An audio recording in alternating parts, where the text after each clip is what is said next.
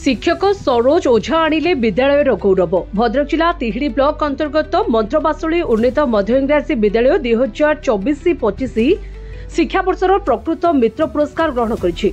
भुवनेश्वर स्थित कृषि शिक्षा सदन ओडिशा कृषि एवं वैषयिक विश्वविद्यालय परिसर में आयोजित विश्व परिवेश दिवस एवं प्रकृति मित्र पुरस्कार वितरण उत्सव 2025 रे मुख्य अतिथि भाव कार्यक्रम को शुभ उद्घाटन करथिले ओडिशार माननीय मुख्यमंत्री मोहन चरण माझी।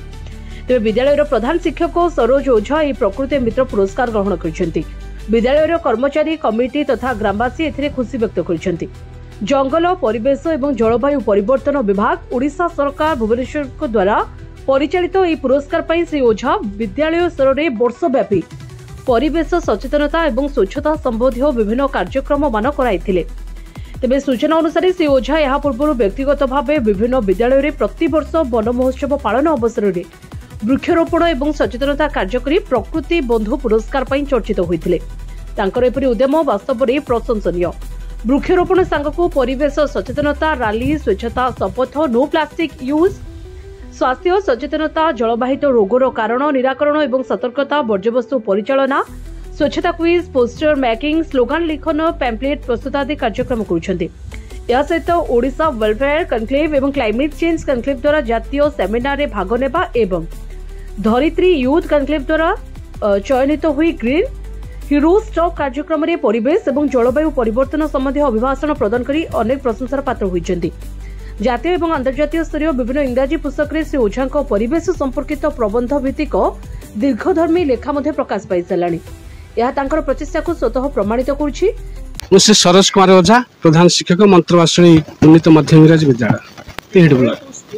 ये हूँ परिवेश जंगल एवं जलवायु परिवर्तन विभाग तरफ प्रत्येक वर्ष प्रकृति बंधु एवं प्रकृति मित्र पाया विभिन्न आवेदन करा जाए।